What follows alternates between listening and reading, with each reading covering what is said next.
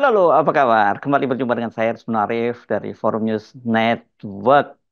Dan saya akan langsung mengajak Anda untuk bergabung dengan Bung Rocky Gerung yang tengah diliputi kegembiraan di Paris nih.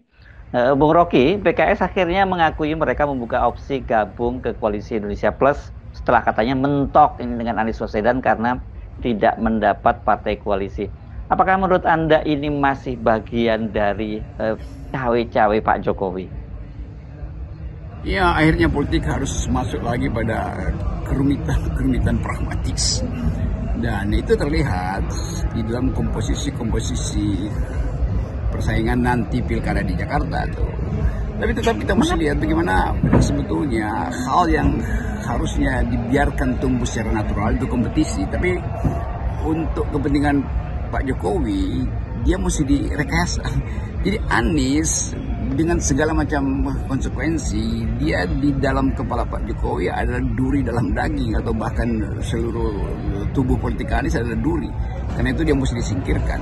Jadi dari awal dalilnya adalah tidak boleh ada Anies di dalam semua kompetisi politik. Kan itu yang dulu kita udah terangkan habis-habisan kan, mulai dari soal pencalonan capres. Sekarang pencalonan Anies di DKI juga bukan segala cenderung dibatalkan, pasti habis itu. Karena komposisi pendukung Anies tidak memungkinkan Anies untuk dimajukan sebagai kompetitor dari Ridwan Kamil dan Kaisang, terutama PKS. PKS mengambil sikap yang sangat pragmatis dan kita udah lihat itu gerak-gerik PKS itu sejak PKS menyatakan diri mendukung Bobi di Sumatera Utara. Tapi lebih dari sekedar kalkulasi-kalkulasi yang sifatnya teknis, kita mau bikin semacam evaluasi bahwa akhirnya politik tidak ditumbuhkan lagi berdasarkan prinsip-prinsip etik. Nah, PKS yang kita tahu sebagai partai yang berupaya untuk menonjolkan sifat etis dari perpolitikan, akhirnya masuk juga dalam jebakan yang kita sebutnya masuk gorong-gorong. Selebihnya adalah soal hitungan pragmatis. Apakah kotak kosong bisa dipasangkan untuk melawan Ridwan Kamil, atau ada unsur lain, misalnya potensi dari calon independen Pak Porengkun itu dimajukan. Itu masih menunggu hari-hari terakhir menjelang 25 Agustus nanti. Tetapi dari awal kita udah bisa duga bahwa Anies pasti akan dibatalkan, dan pembatalan itu juga menunjukkan konsistensi dari pikiran Pak Jokowi bahwa sebagai penantang Anies mesti disingkirkan at all cost. Jadi itu dasar pertimbangan kenapa kita mesti pantau DKI ini sebagai pusat kemaksiatan politik baru. Mengapa akhirnya PKS ini yang kalau menggunakan istilah Anda tadi mengambil sikap yang pragmatis? Bukankah selama ini PKS itu jadi tumpuan, kalau tidak sebut satu-satunya harapan publik sebagai partai dengan basis moral yang sangat kuat?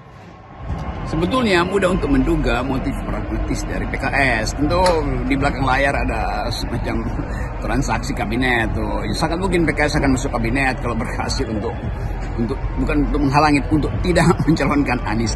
Kira-kira begitu pragmatismenya. Tapi sekali lagi kita justru mempersoalkan, yang lain mungkin saya nggak begitu peduli, tapi ini PKS sebuah partai yang diniatkan untuk mengaktifkan akal sehat, etika publik.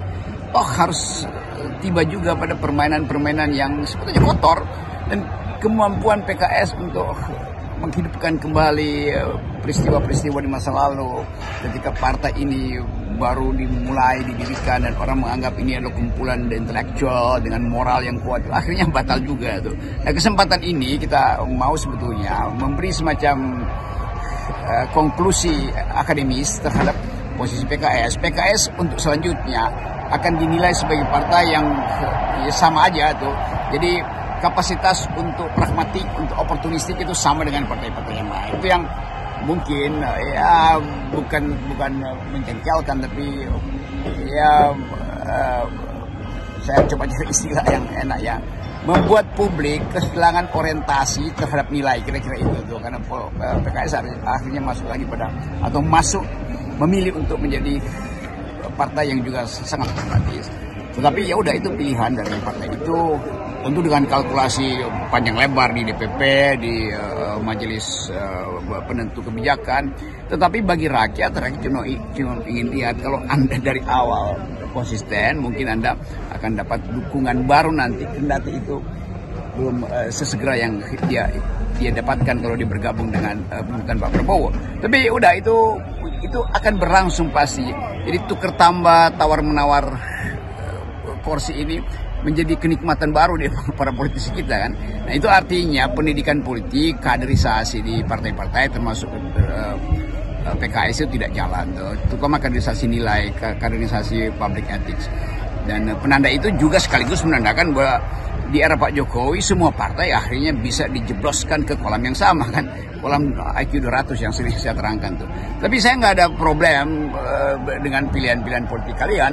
Saya punya problem dengan masa depan generasi yang menginginkan ada satu partai politik atau beberapa partai politik yang bisa menumbuhkan harapan, dan harapan itu akhirnya mungkin belum bisa kita peroleh hari-hari ini. Tapi udah percayalah bahwa yang didalilkan oleh sejarah tentu akan dikoreksi juga oleh sejarah. Banyak yang menduga yang akan dipasangkan dengan Ridwan Kamil itu bukan Saihu ya, seperti yang sekarang ini coba diramekan gitu ya di media. Yang jelas ini pasti yang dipasang itu adalah Kaisang, karena Kaisang sendiri kan sekarang ini membatalkan kelihatannya niatnya untuk menemani istrinya ke sekolah ke Amerika ya. Apalagi yang tidak diincar adalah posisi kepala daerah di Jakarta. Dengan semua partai koalisi perubahan ke koalisi Indonesia Maju dengan semua partai koalisi perubahan itu gabung ke koalisi Indonesia Maju Plus, berarti yang tersisa ini adalah pasangan calon independen, yakni Dharma Pongrekun dan Kun Wardana Abioto. Tentu masih ada cadangan strategi dari Presiden Jokowi untuk meloloskan Kaisang, yaitu dengan memasangkan dengan Pak Ridwan Kamil. Tapi dalam kondisi harus ada penantang yang kira-kira akan dilemahkan. Tentu ini soal pertandingan yang hendak menghindari kotak kosong. Kan malu kalau menang pakai kotak kosong. Jadi kira-kira akan diizinkan dalam tanda petik Dharma Pongrekun untuk maju dalam kompetisi ini melalui jalur perorangan. Tapi sekali lagi itu adalah strategi aja. Mungkin juga alam semesta bisa memutuskan lain. Pak Dharma Pongrekun bisa karena alasan-alasan nilai yang mulai memasuki wilayah politik Jakarta dan menganggap bahwa apapun yang penting bukan orang Jokowi, itu bisa juga dia dikalahkan.